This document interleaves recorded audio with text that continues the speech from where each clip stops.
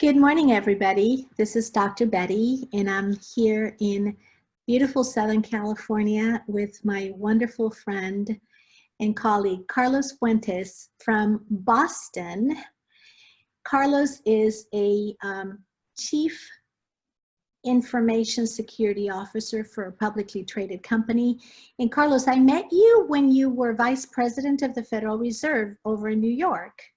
Yeah, that was a few years ago. That was a few years ago. It was an introduction from a dear friend of ours, Pablo, and you took the time in the middle of your master's degree to endorse my book, to read the entire thing and endorse it. And anybody that does that for someone as a friend, you totally impressed me. And then we met in DC, and we just hit it off immediately. I just feel like you're such an incredible human being. So a little bit about Carlos. You thought you were doing everything right at the age of 52.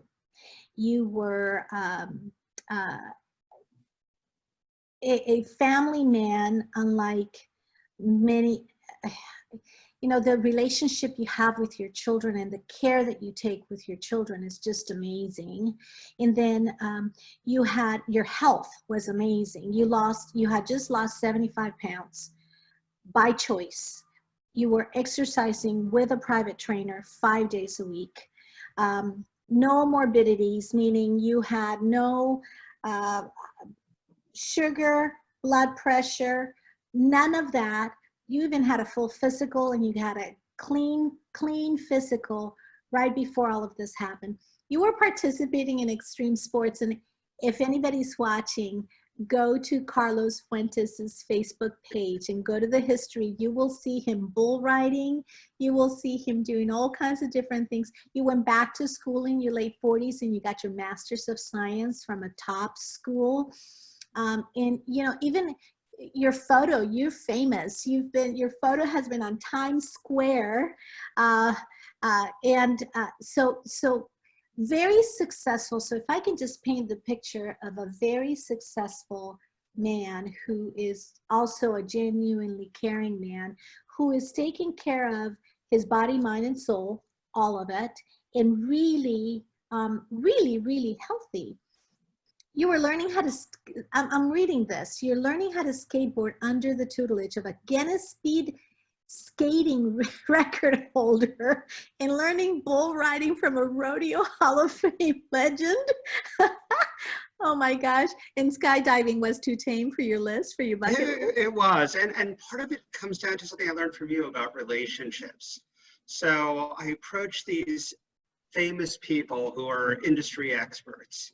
And I came across an article about a guy who held the downhill speed skating record for inline skates. And I saw that he taught young kids how to skateboard. And I just emailed him, and we hit it off. And I said, I want you to teach me how to skateboard in traffic in Boston and Cambridge so I don't die. And we just hit it off. And I remember after about 5 or 6 classes, I bought an electric skateboard.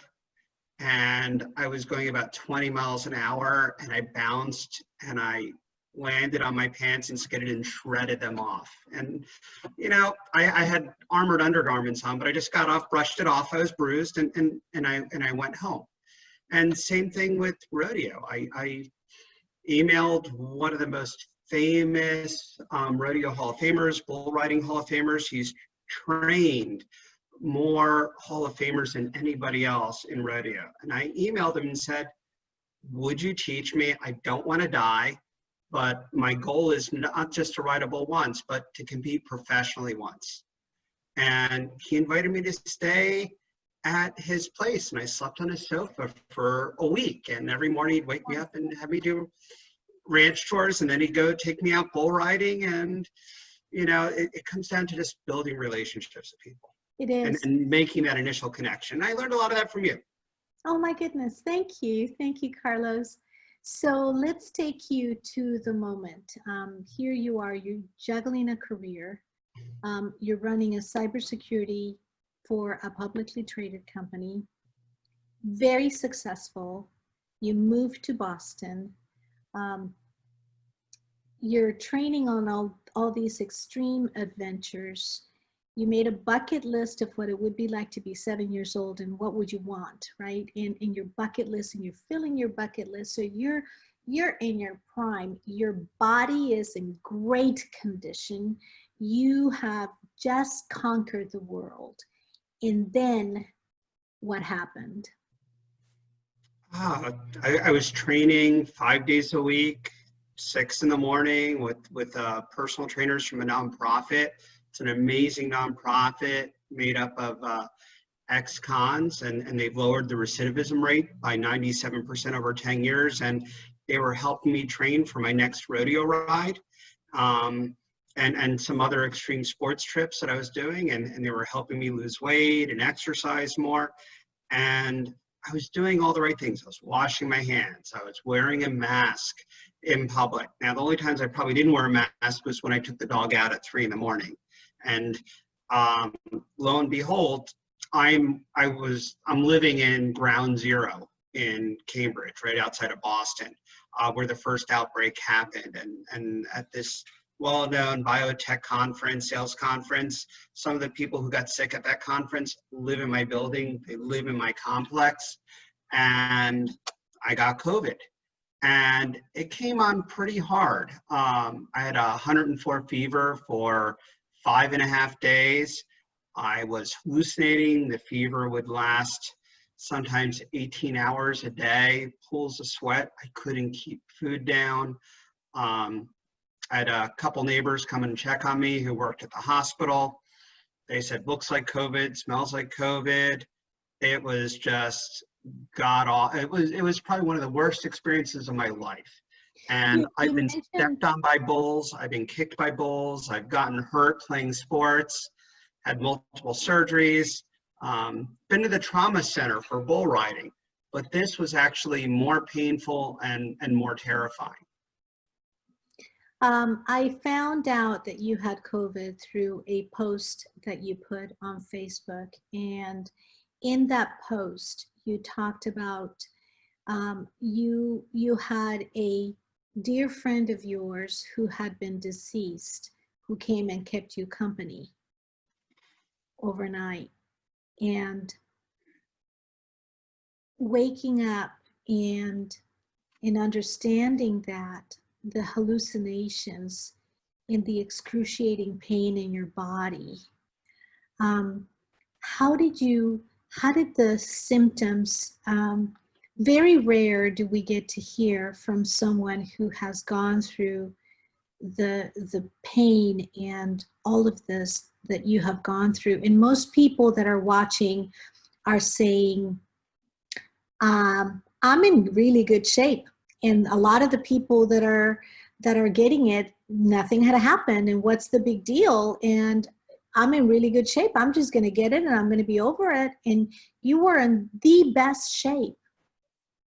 How did it happen? How did you know that, uh-oh, something's wrong? They talk about the cough, they talk about the dry cough, they talk about the achiness. Can you tell us how it felt? And keep in mind, everybody that's watching, everybody is going to have a different reaction, correct? Not everybody will, but I want people to know what your reaction was and how your body reacted, because and then we're going to talk about some lessons learned, because you were in the hospital not once, you were in the hospital twice.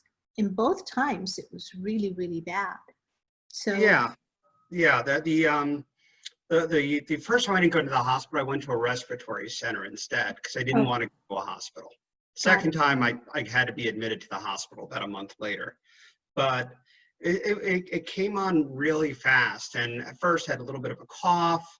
I thought, I was sore from the gym. Maybe I fell too hard trying to skateboard or doing one of my other activities. I do silly stuff. And I have this amazing bucket list, and the bucket list is based on what a 7-year-old boy would put down who was born in the 70s. Things that would make a 7-year-old boy's eyes pop. So with that, being sore, being a little bruised, what's normal. And some people love it, and some people think I'm insane for doing these things. And I thought I was just sore from the gym and everything else. And then the fever came on. So it was a bit of a cough. I thought, yeah, just a cough or a cold coming on. The fever came on. It was nothing. Last time I experienced a fever like that, I think I was probably 5. And I remember hallucinating when I was 5. And that fever didn't last this long. I mean, this lasted a long time, and I couldn't keep food down. I was sweating profusely. I did telemedicine with a few doctors I knew, and they all said, yep, you have COVID, just get ready for it. And I had a blood oximeter, and my blood oxygen level, dipped to 94. And they're like, well, if it goes below 94, you have to go to the hospital. So it stayed at 94 for the whole week. And at least for the parts where I was awake and conscious. And then the fever, 104. And they said, well, if it goes above 104, go to the hospital. But at the time, they said, no, you're going to have to ride it out at home. And if it goes over 5.5, 6 days, then go to the hospital. Or if it goes to your lungs. And on like day 5 or almost day 6, it went to my lungs. And before that, I had a dry cough, and I was really, really miserable. I cracked some teeth because I bit down so hard during the fever. It was bad. Yeah, I broke 3 teeth on the left side. I bit down so hard. So it was not a fun experience. And the worst part was hallucinations and thinking, or believing that a friend who had one of my best friends who had recently passed away was there telling me it was going to be okay. And it was the strangest experience in my life and more painful. And the problem was, it wasn't a situation I put myself in. If I get hurt doing a sport, that's something I've chosen to do. I accept the consequences. And all the doctors kept telling me this wasn't my fault. I did all the right things. One doctor kept telling me how lucky I was to be in the condition I was in. She's like, well, if you weren't this healthy, you'd be in the hospital and in terrible shape. Yes. So one doctor just stressed that because I did all the right things, it didn't get worse. The outcome could have been so much worse. But then on like the end of the 5th day at around 2 in the morning, it went to my lungs and I got a wet cough. And I started coughing up, and I just held on to the sink and coughed and coughed and kept my lungs clear. And then around 6 in the morning, I spoke to my doctor, and she's like, Carlos, you have to go to the hospital. And I said, I don't want to go to the hospital. I would rather die at home than go on a ventilator. And that was a personal decision. And I'd actually taped my will to the wall. And a medical directive I'd done, because I do these sports. So I had a recent copy. Yeah. I'd written down my contact information because I live alone. I didn't want my kids coming to visit me. I didn't want anybody to see me. So I'd written my contact information on my arm in Sharpie. I had a do not resuscitate tag on. That's how bad it got. Wow. So it was, I pulled out all the stuff for some of the extreme sports, taped it to the wall, and then I wrote my contact information on myself because, you know what, if somebody called an ambulance or something for me, you need identification on you, things get lost. All of that, and that's very smart. And let me just slow you down for a little bit, because some of the people that are going to be watching this video won't understand some of these terminologies. So a medical directive is what one does when we're telling people, do not resuscitate me. I want these organs to be, I want to, it's almost like a will for your health, for the healthcare providers that are taking care of you, so that people know this person can make decisions for me. Only this person can be the decision maker. I mean, all of these things. And normally a medical directive, you don't even worry about doing that unless you're doing a trust, or if you are in the hospital dying, they bring someone and they bring this document to you saying, can you just tell us what you're going to want? because they need to know. So this is how bad it got for you. You have some people, Corey saying, we're so happy that you are safe now, Carlos, because she's part of the people Thanks, that Corey. have been praying for you. Great info that everyone should have, and it's free. You can download it online, Monica saying. Thank you for sharing. Okay, keep going. And by the way, I used one of my work benefits to do my will in the medical directive. A lot of people don't realize it, but a lot of companies give a benefit through ARAG. It's one of the legal companies. It's like $25 a year for most benefit. Most people don't take it, but it gives you some free legal stuff. And it Yep. saved me over $1,000 in doing a will. So I redo it Yes. yearly, and I had to redo it when I went to Massachusetts, and then I redid it again because of some of the sports I play. Yes. And you know, I made very conscious decisions in that about what I was willing to do. But you know, and when I talked to the doctor, I'm like, I'm not going to go on a ventilator. They'll put me on a ventilator if I go to the hospital. So then she's like, okay, we can get you into a respiratory center that'll check you out. It's for like a pre-staging area for a hospital, and they'll check you out. And I went to the respiratory center, and it was like something out of a science fiction movie. People, full face guards, masks, gowns. And each step of the way, they had me disinfect my hands, took my pressure. I'd walk through different corridors. A doctor came to see me like I was super contagious, which I was. And he's like, oh, you're lucky. Your COVID's turning down. Your fever's finally broken. And you just have a secondary pneumonia now. So you're lucky. Jeez. So he's like, we had and they had an ambulance outside just in case they needed it for me because the doctor had called ahead. And turns out I didn't need the ambulance. But up to that point, every night I would pray that I would die in my sleep rather than it go to my lungs. Oh, wow. Wow. Because there's nothing, you know, the one thing I feared was drowning in my lungs. Yes. Yes. And that was my biggest fear. I can only imagine just the fear of what's unknown, even though you're one of the smartest people I know. And so I know that you've researched all of this and you're looking at all of the studies, but this is early on. And so there's not a whole lot of data about this except for what was happening in China, because China was ahead of us. So you knew that this, if it gets to your lungs, it's like, that's when you start feeling the drowning and you can't breathe and all of that. And years ago, for one of my companies I worked for, I'd worked on the business continuity plans for SARS. Oh my So when God. this started, the outbreak started, I ordered emergency supplies. I ordered the masks. I ordered the disinfectants just in case. Yep. And I didn't tell a lot of people because people would have thought I was nuts. So I had all the stuff. I gave masks to my kids. I gave a mask to my ex-wife. I gave him supplies. I gave him sanitizer. I said, just in case, here's some emergency supplies to have just in case.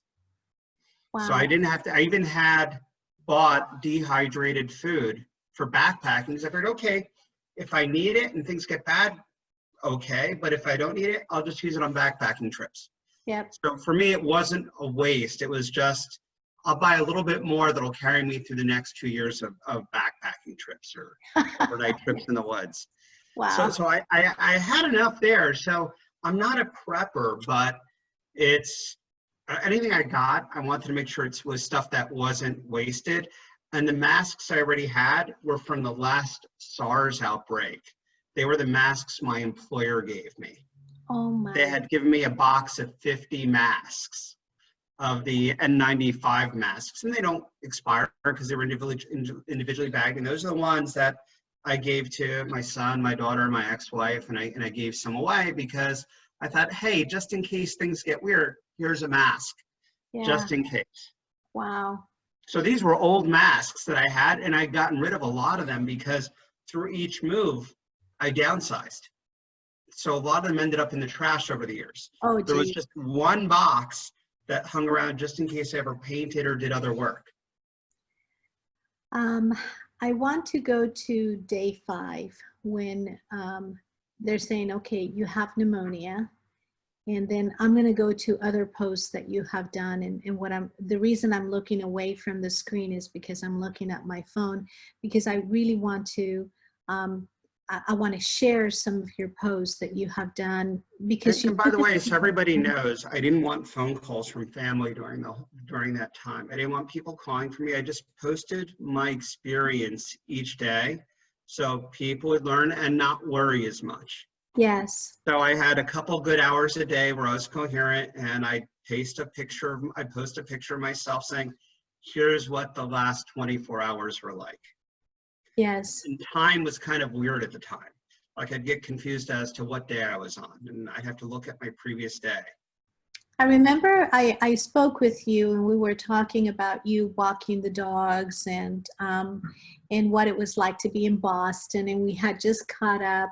And then I called you again and I didn't get an answer from you. And I thought, that's not like Carlos not to answer.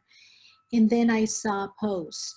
And in the post is when you talked about the hallucinations and how you felt. Immediately I went to a group of influencers that you're part of, is my group of influencers. It started with 5 people. You were probably, I think, one of the original.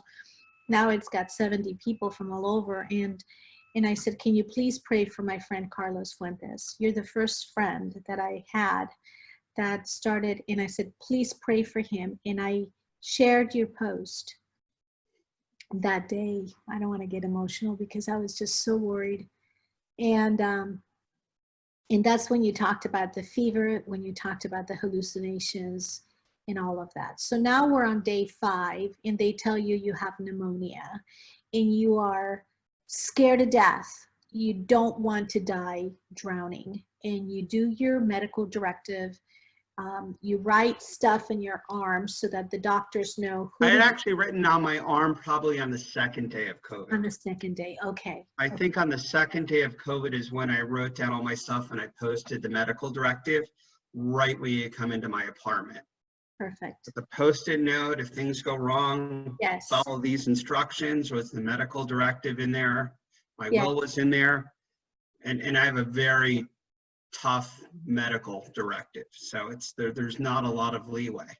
Yes. But the medical directive was really designed if I got seriously injured playing a sport. It never contemplated something like COVID. It contemplated me becoming paralyzed or incapacitated because of you the fell sport. from the bull. I got stepped on the head by the bull, or I was paralyzed by a bull, or got hurt kite surfing again, or one of the other even worse sports that I do, because Sure. there are things that are worse than bull riding, by the way. Yeah. You've talked about some of them. Should I do this or should I do that? Should I go? Oh my gosh, you're crazy. And then you ask your friends, which one should I do? Let's go back to day 5. You've just been told you have pneumonia. Now what? Actually, I was relieved at that point. And that's the funny thing, because I thought, okay, COVID is over. It's just pneumonia. I can beat pneumonia. That's not an issue. Because that's my mentality. Okay, pneumonia is something that I can get control of. Yep. I'll do the breathing exercises. And it's funny because I knew all the breathing exercises already, because I had been, just before Halloween last year, I got stepped on and mangled pretty badly by a bull, and my lung capacity was diminished because of bruised ribs and hoof marks all over my body. So it's terrifying. This is like the stuff that makes every mother a wreck. and I'd been back in January and February as well, and seemed to get hurt each time, but only one major trauma center trip out of all these vacations. Crazy. But the thing is, so I knew what to do. And I immediately asked for a referral for a respiratory therapist to work with me, and they weren't even used to doing that. The respiratory therapists weren't used to usually doing telemedicine. And Mm. I'm like, okay, I can fix this. I can get this under control. So I did telemedicine with the respiratory therapist. It was god awful for the first 3 or 4 appointments because I couldn't get anything to work. And then finally agreed to get them to do FaceTime and that. But you know, it was just working on the lung exercises, keeping them clear, and taking the antibiotics and anything else they gave me, and working on it, and measuring my lung capacity. But it took weeks for my lungs to get improved. I was so weak at that point. One thing I never anticipated is how hard the recovery would be when your body's weak. Because I Let thought me, pneumonia let, is something you can recover from. let me read your post for day 7. COVID day 7, April 10th. No fever since yesterday afternoon. Slept all night, first time probably. No Yep. fever. Ate some soup yesterday and kept it down. Was eating a few crackers with vitamins each day. Resting and sleeping today. Feeling very weak. Very weak for you has to be lay down, not even able to move, weak. I think I Weaker was walking about 100 feet a day at that point. Wow. Yeah, you said weaker than when I had the fever. My poor dog has spent 7 days watching the dog TV channel. Follow-up doctor appointment tomorrow. COVID test results still not in.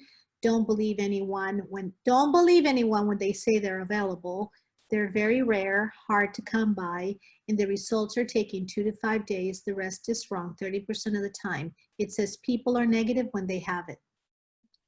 Yeah, so at the time, the doctor said, I'm only giving you, when I went to the respiratory center, he's like, I'm giving you the COVID test. It was that nasal swab that feels like it's going into your Oh brain. gosh, I've done that. And I was so sick, I'd even flinch when he did it.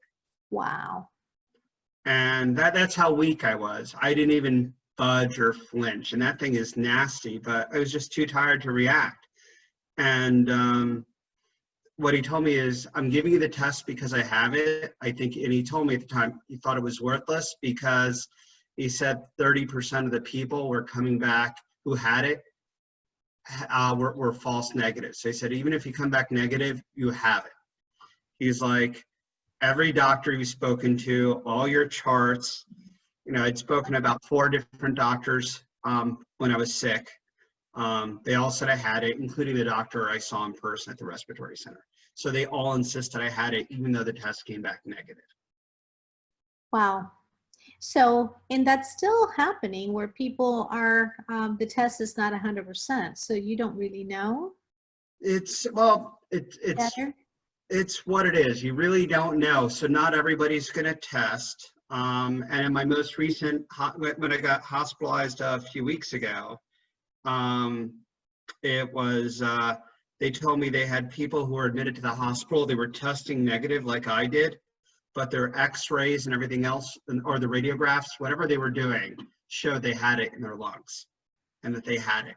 They said clinically they had it, but all the tests were showing up negative. So that, and this is Mass General, one of the top hospitals. They Wow. said they had people that they knew absolutely had it, but all the tests were coming back negative. But it still makes sense to test, because if you have it, then you know to self-isolate. Yes, yes. And you should probably self-isolate if you are thinking that you may have it, if you're thinking that you have the symptoms. It's being responsible nowadays, and you know how simple it is to stay away from it. But let's keep with your story, because we have another 32 minutes left, and I want to be able to. And thank you for reminding me of the timeline, because that whole period was a blur. Yes. If I hadn't posted on Facebook, and I've never gone back to it, I wouldn't remember any of it, in all Yeah, honesty. I know. I It know. was a horrible, incoherent blur. So now let's fast forward, because you now come out of it, sort of. Sort of. And what was happening was, when I had COVID, I started throwing up, and I couldn't keep food down. So I was drinking protein shakes, like Boost shakes, and living off those, and keeping soup, and I'd still throw up a lot. And then a week after I came out of it, I was still throwing up. 2 weeks later, I was still throwing up. Couldn't keep food down. I'd make soup. I'd make a little piece of steak. And just even a couple bites of meat, I would throw up. I threw up everything in sight. And every doctor I spoke to said, yeah, it's probably a result of the COVID. It could take, let's give it a couple more weeks and see how things go.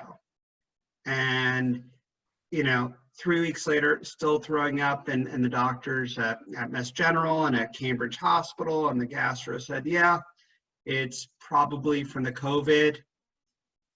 When people are really sick, sometimes this happens. They're like, you're keeping your boost shakes down, even if it's only a couple ounces at a time. You're taking your vitamins. They're like, that's all the nutrition you need. And the reality was, no doctor actually wanted to see me. Oh, geez. And this Because is it was crazy up here. They were overwhelmed. They were afraid themselves. Doctors didn't really want to see patients in person. Just to give everybody a timeline here, it was exactly 71 days ago when you posted on Facebook, because today is our 70th day that we had our prayer group, and you began our prayer group. We started it the very next day. Peter said, I feel like I need to minister to this group. I'm like, no, you don't need to minister to this group. Let's just do something separate. Why don't we just invite people to pray for Carlos the next day? So and that was amazing. Thank you so much. That helped so much. Absolutely. Oh my goodness. And I knew that you were there with us the days that you possibly could be there, and then you probably observed, but it's amazing what prayer. I think when I had the COVID, I think the longest I lasted was about 3 minutes. Oh, wow. Yeah. And then I remember watching and then having to go to sleep. And I would just lie down before, because I'd sweat so much. Yeah. That I would just coat blankets, anything around me, the sheets soaked with sweat.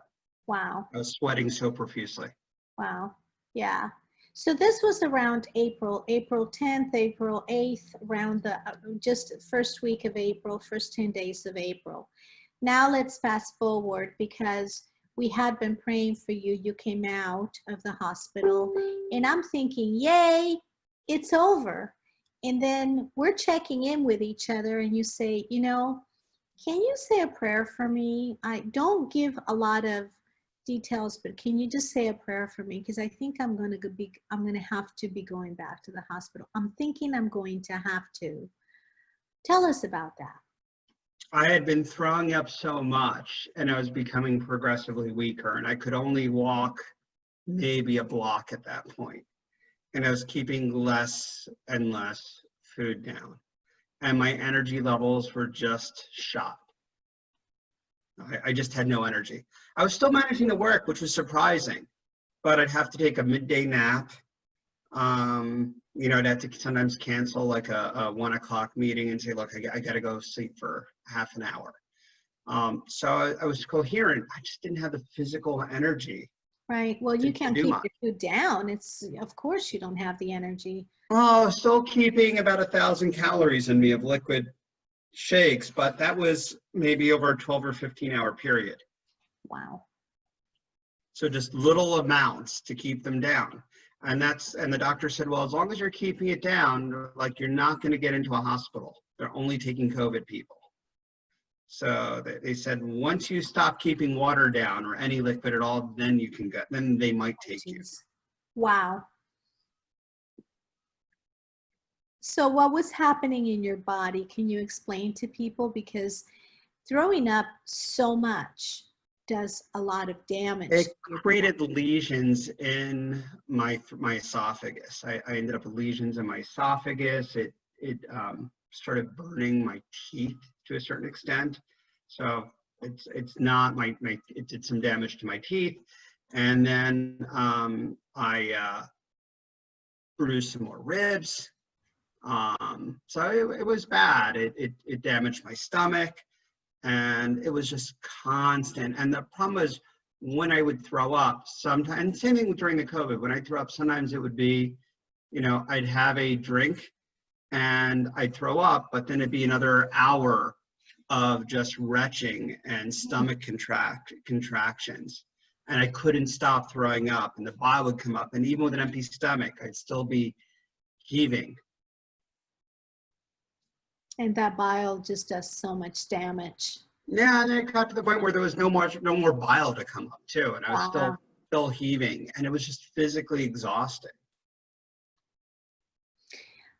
Now let's go to, you're thinking that it's going to be really bad when you go to the hospital, and we have that conversation, and you're like, please pray for me. I don't, whatever happens, I think it's going to be bad. They're going to have to do some surgery, and they may have to do some surgery. They thought they were going to have to remove part of my stomach. And they thought it was really bad at the time. And the problem was I couldn't find a hospital to admit me. So Cambridge Hospital, a gastro there said, this is the one time in your life you need friends. You're not going to get into a hospital without knowing somebody. And Cambridge Hospital couldn't take me because they closed down their operating rooms. Mass General said they would only take me if it was an absolute emergency. So if I was throwing up blood, oh my God, I could go. That's basically what they said. You have to be at that point. And they said it might even be hard to get admitted then. Brigham and Women's said they would take me and then never took me back. And I had multiple doctors working on this. I had friends around the country. A hospital down in Atlanta said they would take me. One in Miami said they would take me. So I started calling hospitals and surgeons in open states using my network. Another one in Vegas said they would take me. So, and then one of my neighbors, and this is where, funniest thing, the power of networking. I have this cute puppy. He's 7 months old. His name's Teddy. He's a white golden retriever. He's an English golden retriever, and he plays at the park behind me. I don't know if you can see it.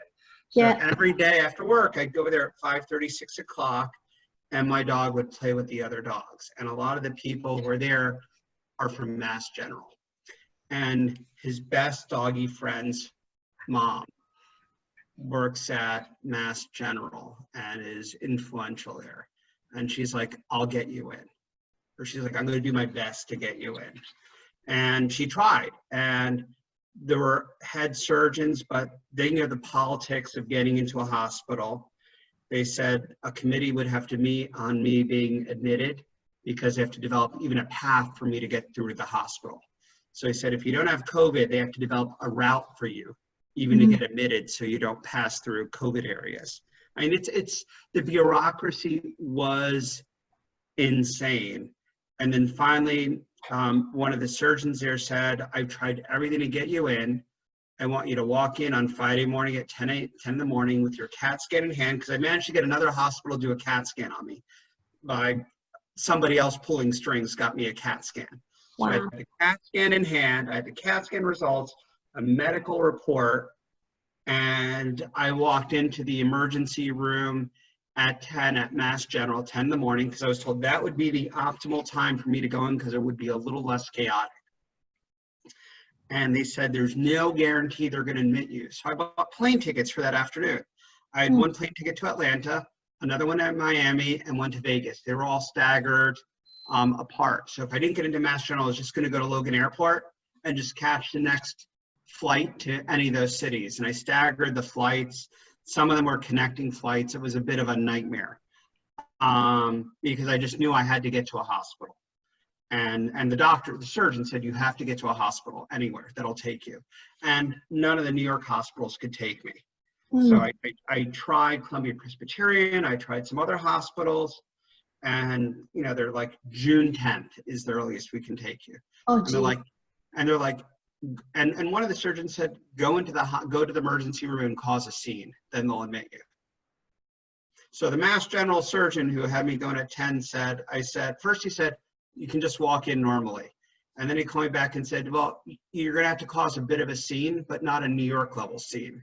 It's like, remember, this is Boston. Tone it down. But he said, you're going to have to argue your way in and insist. So as I go in and they're checking me in, the records update with the surgeon's notes and everything else. They put me in a room, they test me for COVID again, the nasal swab test. I knew what to expect. Didn't flinch again because I was so weak at that point. I mean, what was the point? And they were surprised because they said the second time people usually fight it. And I didn't even move. Wow. And they just did it. And then I sat in the room, locked in, not locked in the room, but they put me in this room for about 5 or 6 hours, waiting for the test results. Because they can't put you in another area of the hospital until they know if you're positive or negative. Right. In order for me to have surgery, I had to test negative. And then I tested negative. They moved me up to a non-COVID floor, or what they thought was a non-COVID floor, and put me in a shared room with somebody else. You really weren't allowed to walk around. You had to wear a mask. They said I was smart to have brought my own masks. So one of the Hispanic IT Executive Council members got me some extra masks. So I had some really good masks, and I brought my own sanitizer and stuff. So these are the things you don't think you'd have to bring to a hospital. Wow. You need to bring your own supply of masks as a patient, because they're really limited. And you know, it's funny because every doctor, somebody said I was really smart to bring masks. And you don't think about it. You're thinking, I'm going to a hospital, they're going to provide everything I need. They have one mask they can provide you with, and it's really limited.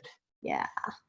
Wow. So they said, you know, I didn't have to wear the mask in bed, but getting to the hospital room, and if I left the hospital room, I had to avoid it. And then the whole series of, how are we going to get you operated? Now we got you into the hospital. Now we have to get you surgery, and a whole committee has to meet before surgery. And what happened at Mass General, I think this happened in a lot of hospitals, is Mass General had over 30 operating rooms. Yeah. They closed most of their operating rooms and took the ventilators for COVID. So basically, to have surgery there, you're fighting for the last seat on a life raft each day. And they're prioritizing people based on how bad they are. So they thought I was going to have surgery right away and I'd get out. And they said each morning they'd wake me up at 5 in the morning and said, you're going to have surgery today. And then at 7 at night, they said other people jumped ahead of you. Oh my God. And during that time, I was getting weaker. So then they had to order special food from some compounding pharmacy far away. And it was messengered each day. And you know, they'd feed me through a IV in my arm, and it was this white liquid, and that was my food each day. Because they couldn't feed me, and they wanted me to regain some strength for the surgery. And then they said, okay, normally we just do the surgery all at once, but not all the surgeons are allowed in the operating room at once, like they normally do it. Normally they'd go do an endoscopy, then determine, do they go in through the throat or through the stomach? What do they need to do? They weren't allowed to do that. So first they had to get me in for an endoscopy, and that took a few days. And then the routine started with, okay, now we have to, because they gave up on trying to do the surgery all at once. They realized they weren't going to get approval to get everybody in. So here's a surgeon struggling to operate on me, and he's hitting bureaucracy. Wow.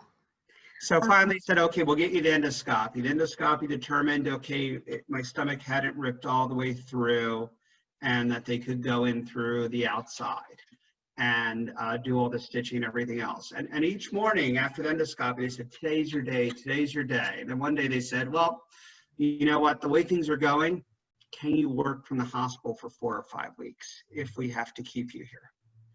They said, we may not be able, you may be waiting for a very long time for a slot in the operating room. Can you do your job from the hospital bed? I'm like, sure, I can do my job. And I brought my laptop. I had what I needed. I could work from the hospital bed being fed through a tube. And it was very weird. And you were alone because you couldn't have, could you have visitors? You couldn't have any visitors. Couldn't have visitors. And out of boredom, I did work because, you know, I was already burnt out on Netflix. I didn't want to watch anything on Hulu or Amazon Prime. I didn't want to watch TV anymore. I was so sick of TV.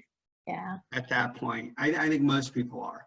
So I did work, and, I did what I could. I didn't use the camera. I limited the amount of conference calls because I had a roommate who was very ill in the next bed. And, they're like, you could be here for a while because they're like, you're getting better. They said the problem was they stabilized me. And because they stabilized me, my priority just got shot to hell. Oh, yeah. So it's, and you needed to be stabilized in order to get, so here you are, you need to be strong enough to get the operation. And by getting stronger, now you're not as high up in the priority. So it's just this vicious And cycle. they could have kept me there for another 4 or 5 weeks until Oh they my thought things God. would normalize. And then what happened was, one morning they woke me up before 5 and said, you got a slot, you're going now. And, I went down, didn't have a call. I think I just texted my family and said, I'm going now. Because I didn't even have time to call. They took me downstairs, and I had to put on my mask. They said, make sure you wear your mask on the way down. So I put on my mask, went downstairs, and they wheeled me down. And then they're like, don't get your hopes up. They said, we've had people down here, and people jumped ahead of them in the line, and they've had to go back upstairs at night. Oh, wow. So they were managing my expectations the whole time. The other problem was the people taking care of me, the nurses, weren't used to dealing in the operating room because everybody had new assignments. You had doctors there. You had all sorts of people struggling with these new procedures and new protocols, and they weren't used to working in that area or doing their roles. And everybody was super, they were so nice. It was an absolute shock. I'd never been treated so nicely by people before. I wouldn't expect it in a hospital setting. And yet you're going on again, off again, on again, off again, getting the question, how was your mental state during this time? How did you feel? Because this on again, off again, on again, off again, day after day, it's like, I was actually fine because sure. I knew in order to win, I had to get into the hospital. Yeah.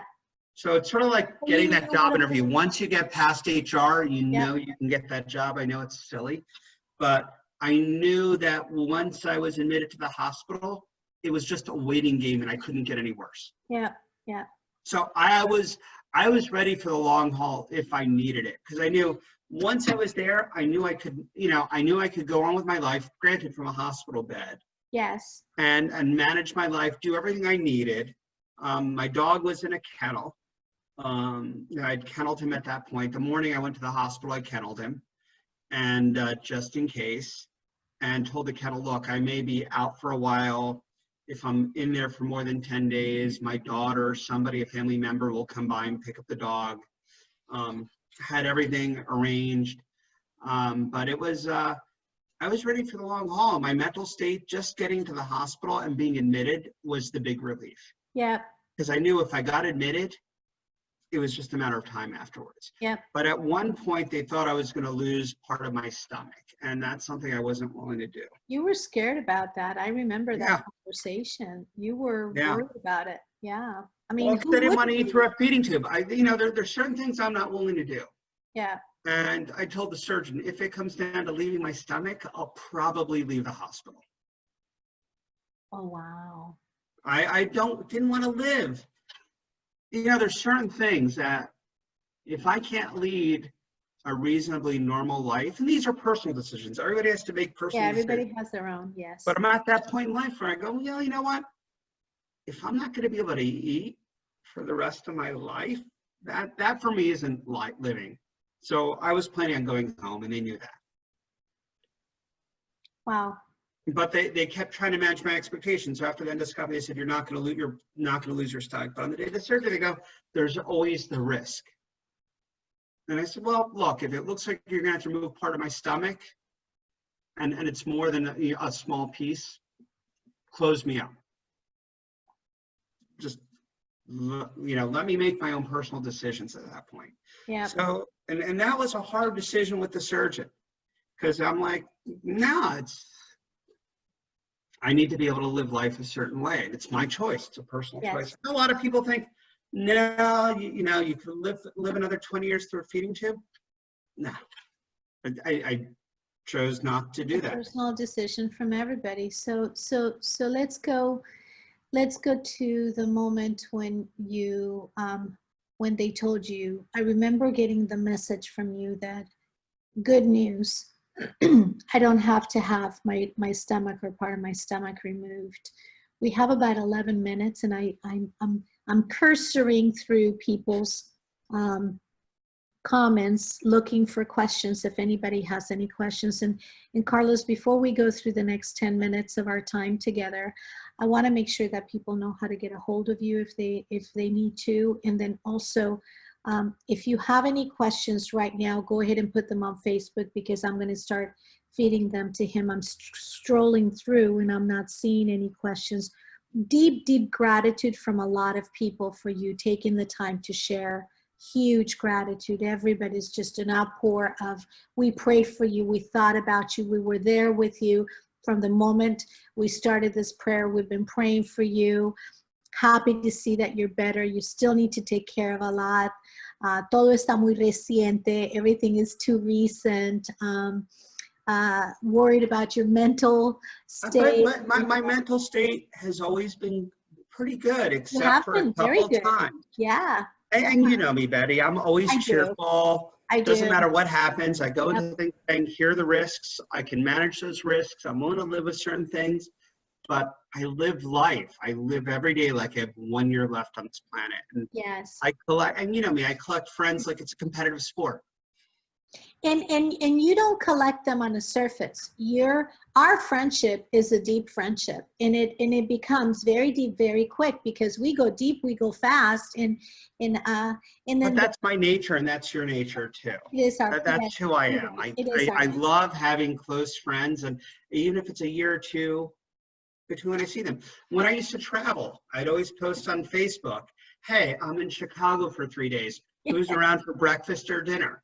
Yes. And in about 7 years, I only ate alone once, Wow. one day. Yeah. And I was so traumatized, I never went back to that city. I refused every business trip because I'm not superstitious, but I'm like, okay, I will never go back to that place again.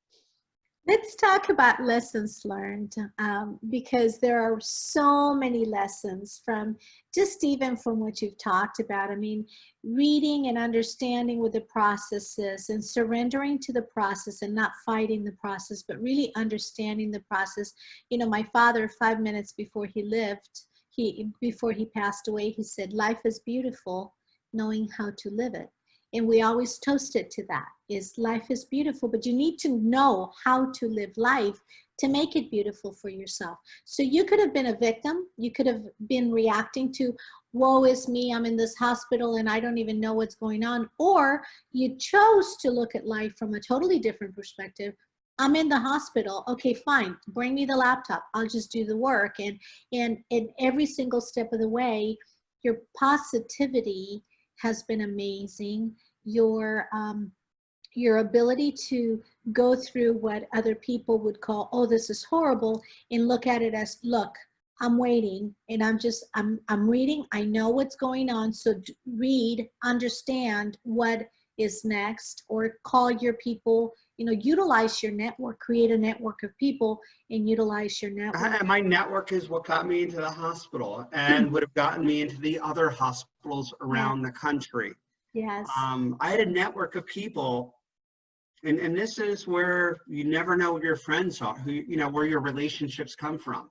Yes. Because of my dog, because of my puppy, I got in with some of the top surgeons and doctors at Mass General. I would not have gotten in any other way. Wow. So you don't know where your friend, and the thing is, most people want to help. And Yes. people don't realize that. Most people will say, let me step in and try. If they can help, it's surprisingly, a lot of people step in and try and help. Yes. Yes. Everybody wants to help. Most everybody wants to help.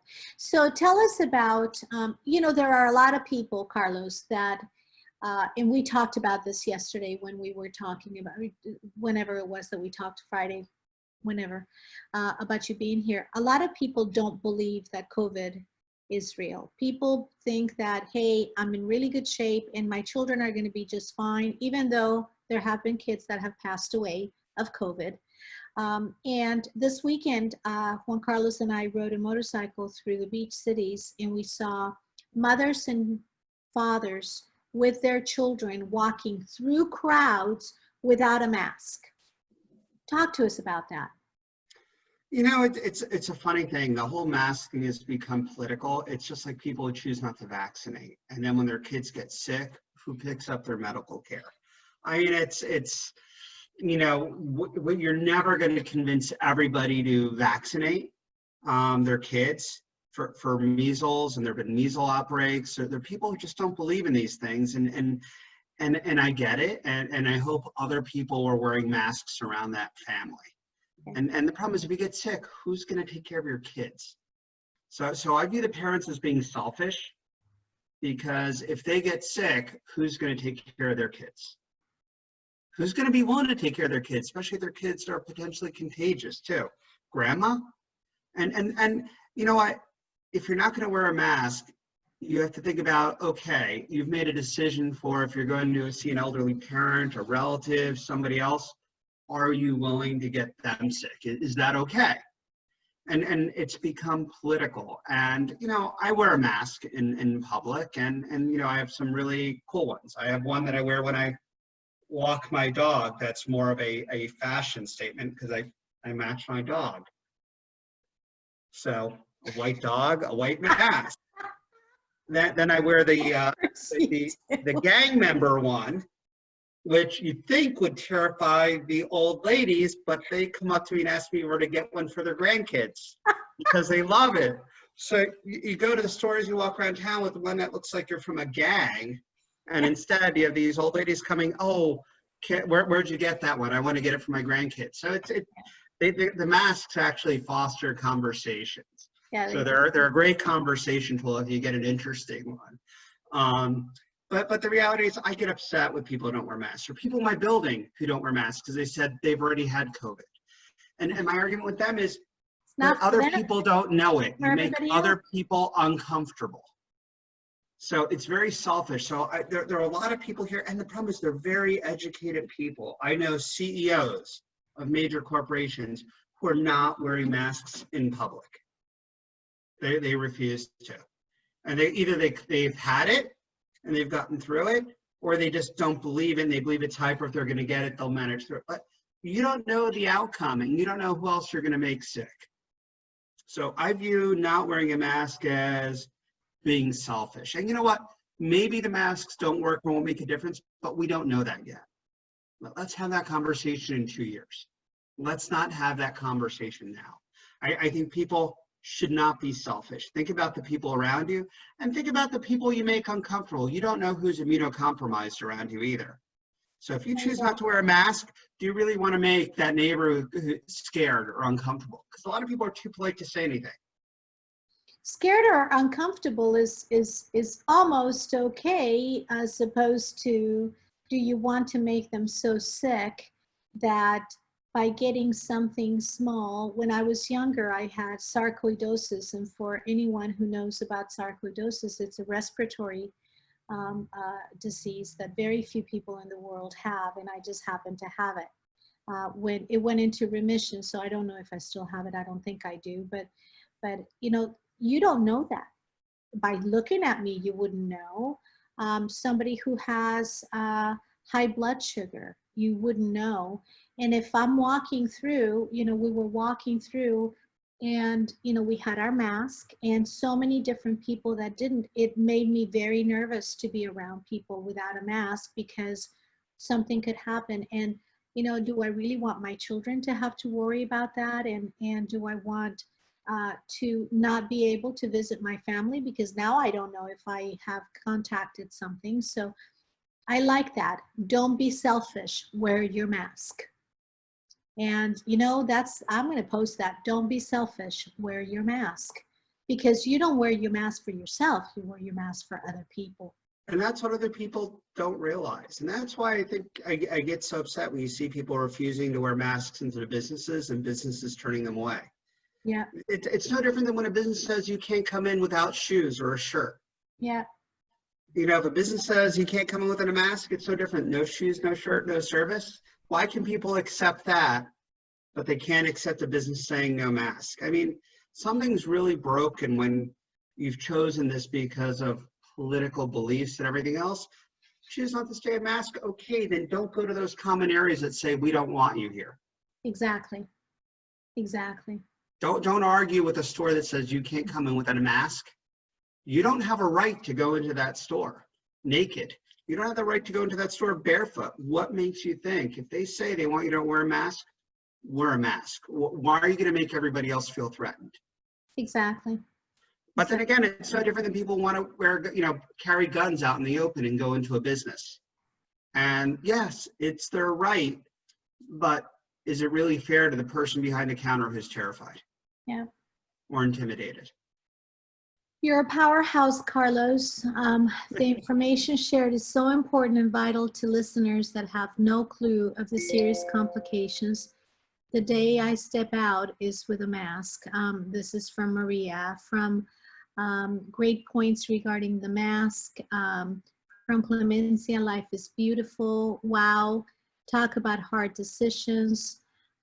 Word about, we're happy you are better, Carlos. You still need to take care a lot. Todo está muy reciente, where everything is so recent. A lot of gratitude. Can't imagine what each person has or is going through. Yes, you get to advocate for yourself. I get the New York way of making a scene of self-advocacy. Two dear friend and leaders. Oh, Danny Vargas is watching. Hey, Danny. Oh, Danny. And I thought I saw another mutual friend that was watching. Where are you? Yeah, there are different people that are watching. We have a lot of comments from everybody. So everybody, if you have any questions for Carlos, please go ahead and put them on Facebook. I know a lot of people will watch this afterwards. Continue to put the questions in. You can find Carlos at Carlos Fuentes on Facebook. And Carlos, you're such a dear friend. And I'm the nutcase on Facebook. I think my Facebook picture has me riding a bull or getting thrown from. I think it's the one of me getting. The only pictures I shared with my friends, by the way, I never shared a successful bull ride video or picture. I only shared the worst ones where I got thrown. Remember, Betty? Yes, only I ones do. you saw were Oh me getting mangled or thrown. Because it's all about the drama. It's all about the drama. Nobody wants to see a good ride. Nobody wants me to see me make it to 8 seconds. So, oh yeah, that's cute. But I want people to go, ooh, and look away and go, he survived? How did you do that? How in the world are you doing that? So most recently you were trying to do something else, and then now you have a trainer, and you're training 5 days a week, 7 days a week? I'm training 5 days a week. So right after this, I'm getting changed into my gym clothes, going 4 blocks away. Because I'm still recovering, the surgeon talked to my personal trainer because I can't get into physical therapy. They're disinfecting everything before I go. They train just for me. It's awesome. The trainer stays about 12 feet away and tells me what to do, and then we disinfect everything and I leave. So 5 days a week. And I tried going before the hospital. I was lasting about 4 or 5 minutes in the gym, and it got worse. And then after I got out of the hospital, I was only lasting about 5 minutes a day at the gym with the personal trainer, and the surgeon said that was good. He said just add 5 minutes every week. And yesterday was my first sort of workout, and the surgeon said if it didn't hurt my stomach, then we could up it today. And if we up it today, it doesn't hurt my stomach, then I'm good. If it hurts, then I have to step back for 3 weeks and take it easy. I want to leave this with one thought. This morning's prayer meeting, we talked about you because it's been 70 days and 71 days since you posted, 70 days since we started this. And today, very on purpose, I wanted to give the message of what are you doing for your body, mind, and soul, and how important it is to pray and meditate every day, to journal every day, to exercise every day, to read something, feed your mind every day, and to eat healthy. And that's something, you've been, and even when you do all of this, because I know that you do all of this, even when you do all of this, you could still come down positive COVID. right? And the thing is, not everybody's going to have it as bad as I did. Some No. people will be much worse. Some people will be better. You don't know. It's a bad lottery. Yes. But You living don't know. And I life, hope most people don't have it as bad, or they have mild symptoms and it feels like a cold. But it will hit some people really hard and yes. knock them down multiple times. So the sentence is, don't be selfish, wear a mask. Yeah. If you really say that you care for others, show it. Wear a mask. And you know what? Sometimes I forget to wear a mask. When I rush to take the dog out, I realize, oops, You I have to went look at. outside, and I live in a neighborhood where you get fined if you don't wear a mask. And then I panic and I lift my t-shirt over my face. And I'm like, I can't believe I forgot the mask. And people do forget their mask. It happens. Yes, I mean, it's absolutely. not part of our nature or culture. Yes, yes. So from one powerhouse to the other, Mina's calling you a powerhouse. Oh, thanks, And Mina. how important and vital this information is to everyone. So we're just going to ask everyone, please share this.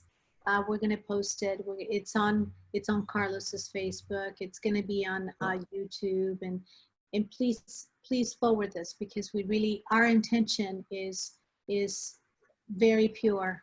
It's really just to keep people from dying, keep people from exposing other people that they love. So Carlos, thank you so much.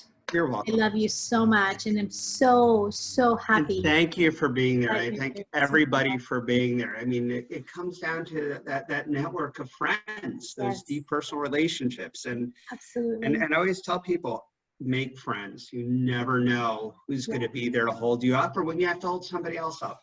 And And isn't it wear a wonderful mask. to It's do not that? a big deal. Yes, we all forget it. You don't have to wear masks when you're at home. You can choose who to wear a mask around and not to, but as long as you wear it most of the time in public, it's a start. Yes, it is. Thank you so much. Thank you so much, Carlos, for You're being welcome. here. Thanks, everybody. Bye now. Bye.